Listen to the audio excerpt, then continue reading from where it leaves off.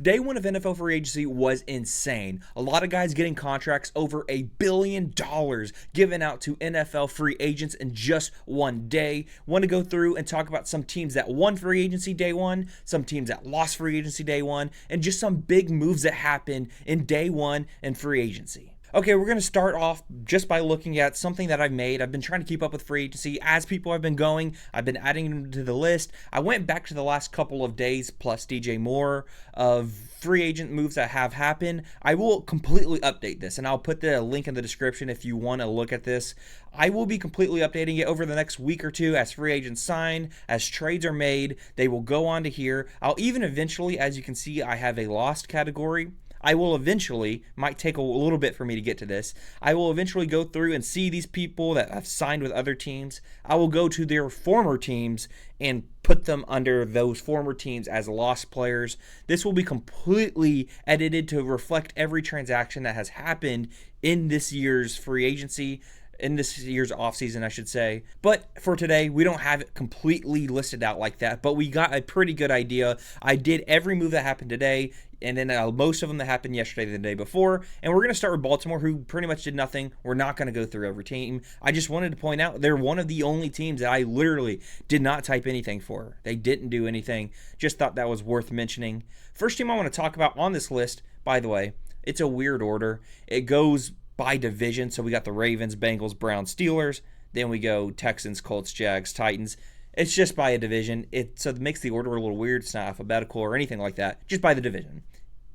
Now that we're off the format of this, took too long, we're going on to the Pittsburgh Steelers. It's the first team I wanted to point out because they made some pretty big moves, namely trading for Michael Pittman and then giving him a 3-year, $59 million deal.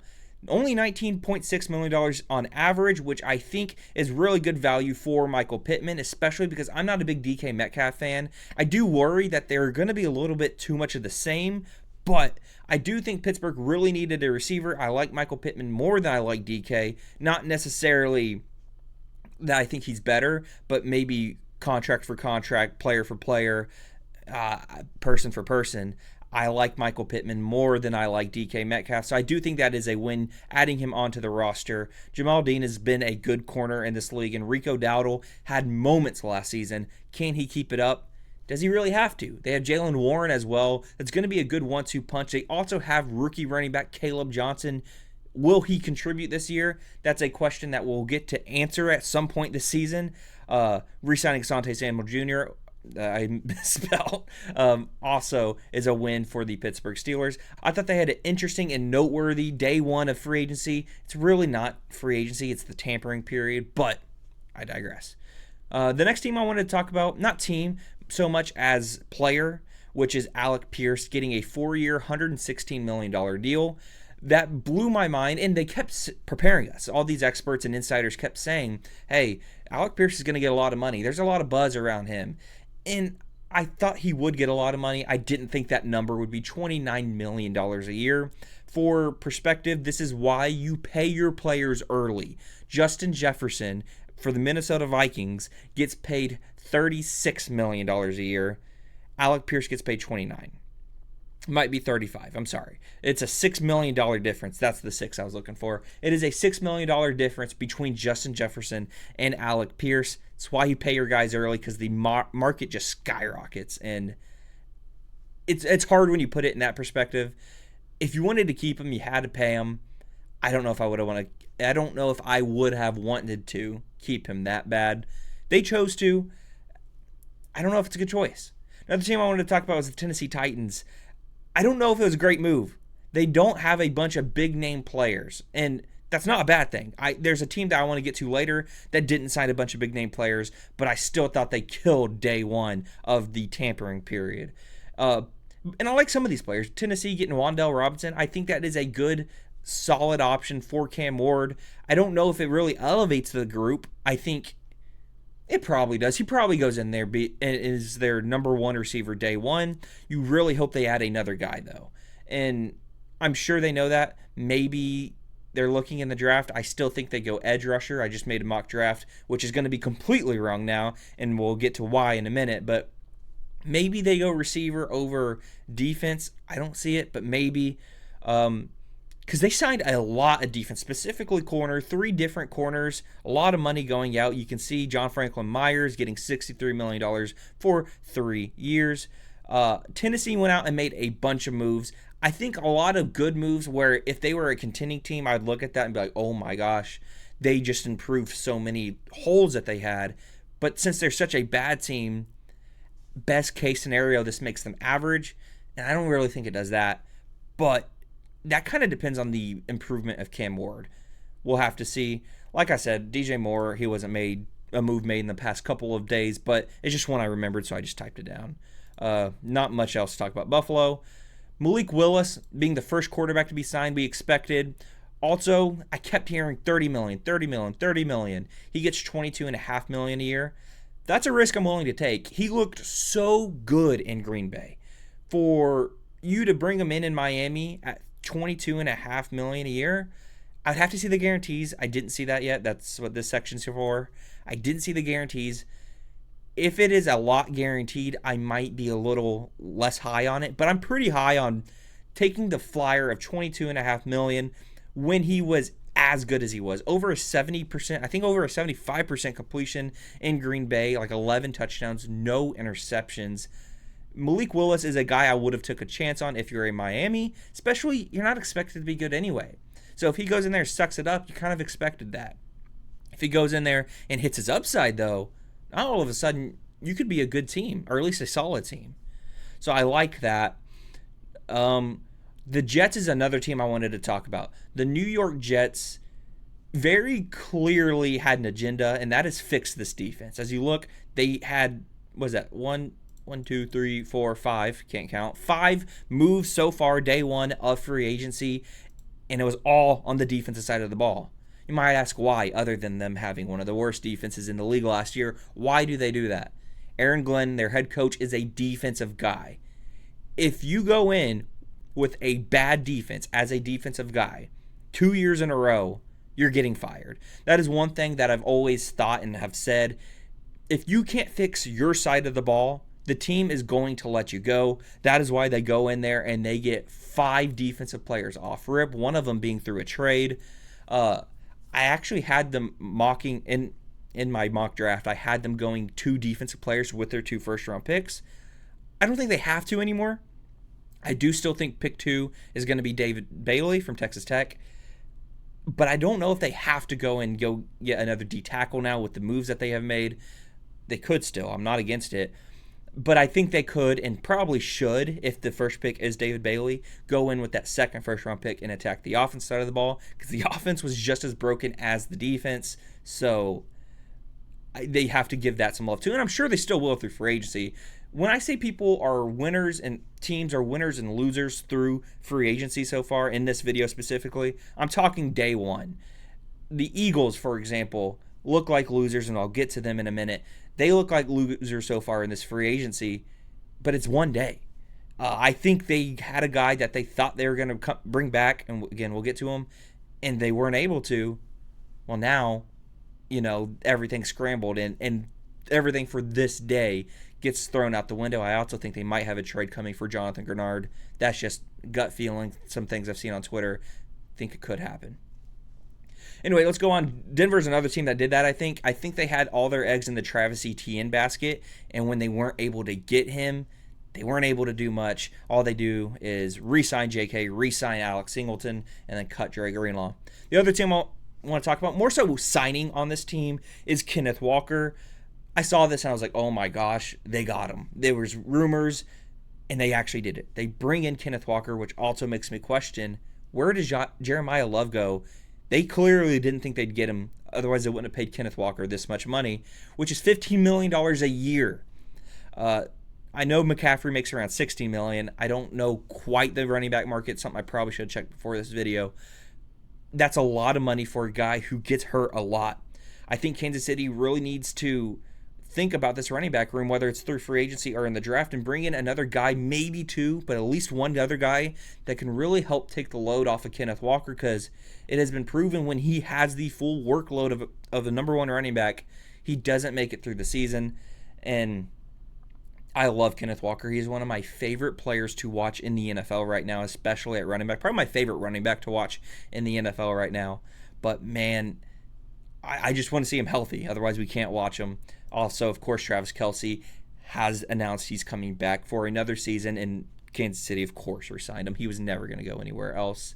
Vegas is a team that I think won in this offseason, this day one of free agency so far. Bring in Tyler Linderbaum. Look, it's a lot of money. Did they overpay? Yes. Does it matter? No. You have a rookie quarterback, Fernando Mendoza, coming in, and you have to protect him. That is one of the number one things in the NFL, especially with Mendoza, who has a little bit of happy feet, and when he feels pressure, sometimes non-existent pressure, he's going to get rid of the ball, run away. Like, he gets a little trigger happy, if you will. And so upgrading this offensive line was essential, I think. They do that with Linderbaum, making the highest paid interior offensive lineman in NFL history. Jalen Nailor, I am a Viking fan, so I can speak from firsthand experience, was a great sneaky pickup for the Raiders. I still think they need another receiver, but I really like him as a number 2 wide receiver on this Vegas team. I think that was a great pickup. They get Quay Walker from the Packers, Nakobe Dean from the Eagles. Now their linebacking core is fixed. Kwity Paye from the Colts as an edge rusher. I really love it. I don't know what more they could have done that would have made me happier. If I was giving out grades, I'd give them an A+. These are winners of day one of free agency.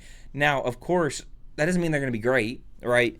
They were the worst team in football last year, record-wise. Are they going to become a playoff team now?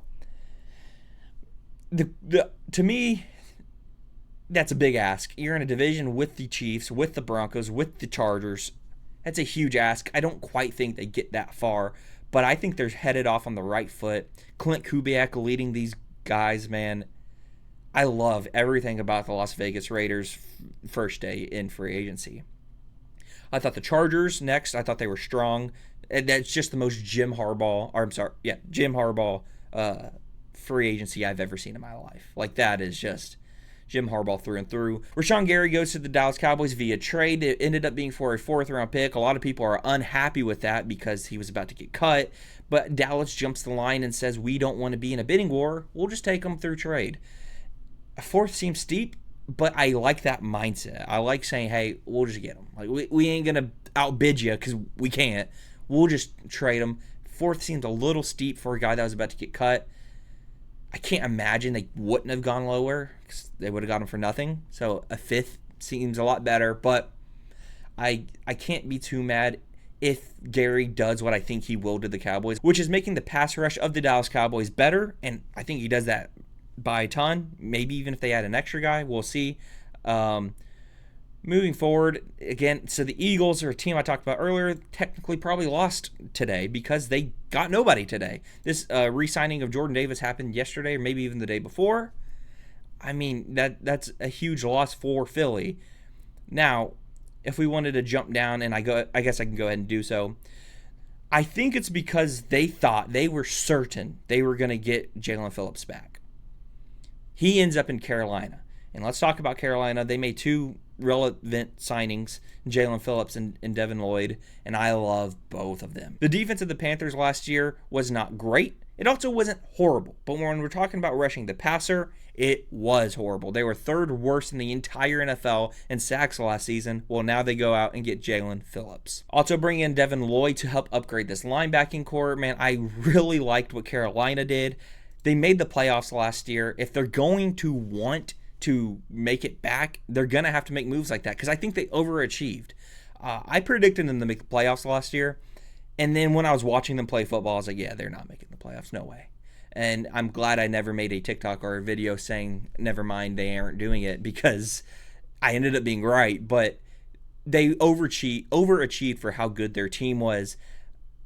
Bringing in guys like this, not just sitting on your hands and not doing anything, is what you do to go back. It's how you pass the Buccaneers and be a better team than them, not just beat them in the last game. And you know, they made it, but I don't think anybody actually thought they were better than the Bucs. Well, This is how you actually get better, especially when the Bucks lose who they lost, and we'll get to that as well. Back up here, I think the Commanders overpaid for some of these guys, namely Laremy Tunsil. I don't think he is what he used to be, so giving him an extension for $30 million a year, I mean, it's crazy to me. I don't think he's worth it, but I get it, I guess. Chicago Bears, that's one of the teams that I thought did great. Two main signings, couple re-signings. The tackles, the more important of the re-signings, of course. But Kobe Bryant is a guy that whenever I watch Seattle, he always stands out to me. Of course, the name is a big reason why. Let's not play dumb there. But he also, the style, the physicality he brings to the safety position. Also bring in Devin Bush because they just lost Edmonds. So bring in Devin Bush, who played very, very well for the Cleveland Browns last year. I think those are two really good signings. And as a Viking fan, those are signings I definitely didn't want to see the Chicago Bears of all teams make. And I think they're really good.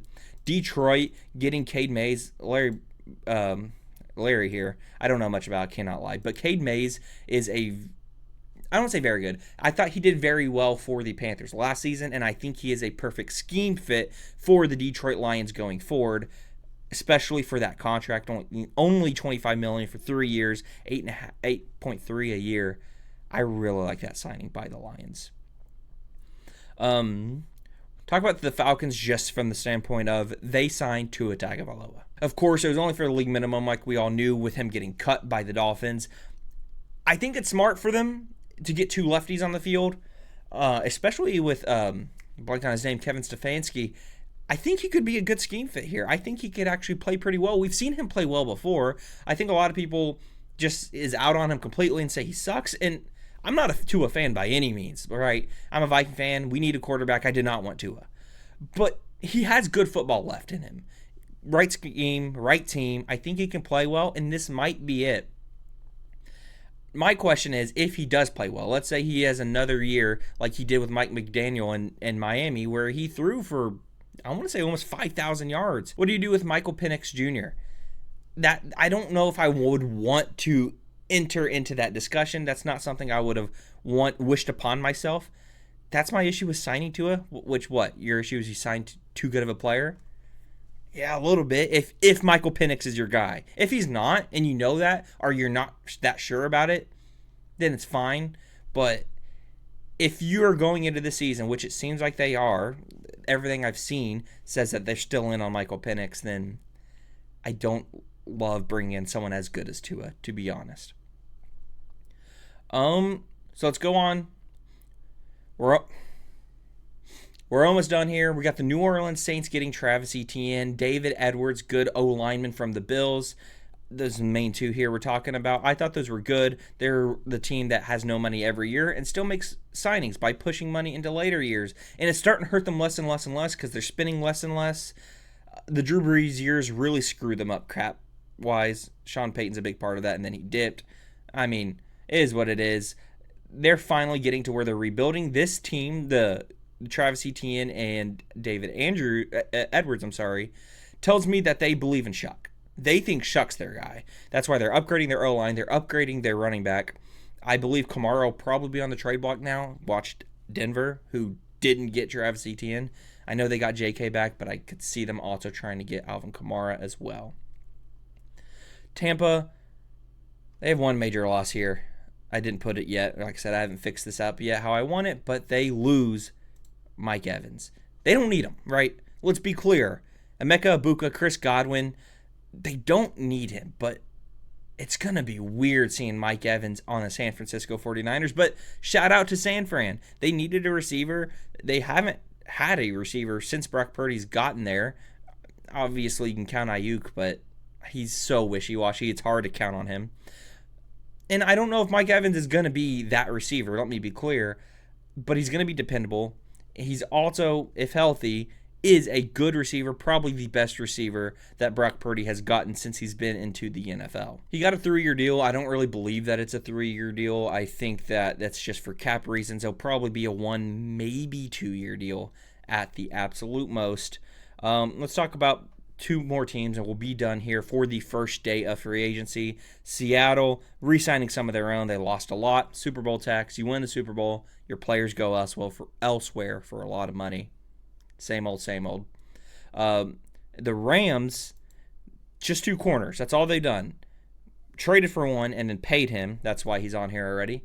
And then went out and got another Chiefs corner. Both of them very, very good. The Rams are going for it all. You can just tell by these moves. I expect more moves. The Rams think they have a chance to go win it. And so far, they're the only team in the NFC to show that they believe that. No other team is pushing their chips in the middle of the table yet, except the Rams. I think they're absolutely right in their opinion. Sometimes you see teams do this and you're like, "What? You're not close. Why are you doing?" The Rams are close. I think they're absolutely right to do this, and I think they're making the right moves. I'm very curious to see how they follow this up because they're doing really well, I think, so far. Last team, Arizona Cardinals. Tyler Algier, they reworked James Conner's contract, so he will be back. Excuse me. And then they turn around and sign Tyler Algier, which is, I don't fully know the thought process on that. You have Trey Benson, which maybe you're just out on Trey Benson at this point because of all the injuries.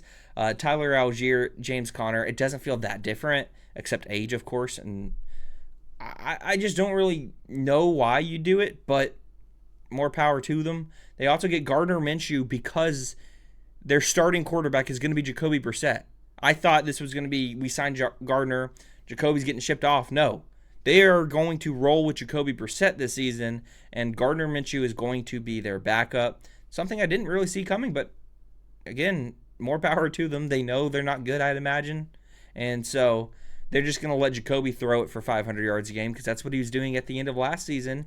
And if they're doing that, then at least it'll be kind of fun. So that was day 1 of NFL free agency, tampering period, whatever you want to call it. Day 1 of NFL moves being made. It was a very, very busy one. Again, if you want this, I will make it available in my description. I'll just put it on view only mode so you can go in here and just get the information, put it all in one place. I hate that you can't just go on. You have to click through the teams and see their transactions. I didn't want that. I just wanted to have all the information in one place, so I made it myself. I'm not tech savvy enough to do much more than this, but I was able to do this. Next video I make will probably be at the end of the week. It'll probably be a recap of the rest of the moves from day 2 to day 1 of real free agency. Into the end of the week, I'll make a video recapping it, and we'll do a true winners and losers of the first week of the NFL free agency. Some notable free agents remaining. I have this on my phone here. We still have Trey Hendrickson out there. Tariq Woolen is probably the biggest one that's out there still. Kevin Byard, Romeo Doubs, Elijah Vera Tucker. I don't know if I put that on here, actually. I believe he just signed with the Patriots. Okay, I did put that on there. So he is not available anymore. Bradley Chubb, Kyler Murray, Elton Jenkins just got released from the Packers. Superstar center. I can't believe he got cut.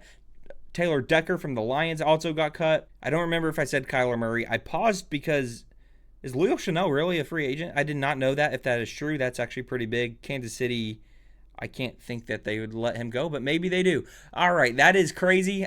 I will look into that. Going forward, I'm going to try to be posting way more, at least once a week. We'll see if we get to it. I'm actually in the process of moving. We're moving from Texas to Colorado, so that's pretty crazy. Huge move, so I'm not 100% sure I'm going to be able to get videos out weekly, at least for the next stretch, 2-3 weeks, but I'm going to try. I'm also going to be releasing a video on my fantasy page. This is Zealous Sports. I have another one, Zealous Fantasy, and it's going to be after tomorrow's free agency. So after the legal tampering period is over, I'm going to make a fantasy, more dynasty style video talking about the moves in a fantasy aspect and what this means for fantasy football and what guys I think are going into better fits for fantasy football, statistically, things of that nature. So if that sparks your interest, go ahead and check that out. If you like this video, make sure to drop a like, comment. Anybody I missed on here, if you were looking at this list and you're like, oh, you didn't put that guy, put that on there, please. I would like all the help I can get on this. Also, comment your opinions. Anything you dislike, love to hear it, love to talk about it, love to debate it. Make sure to subscribe if you also love it. That's it.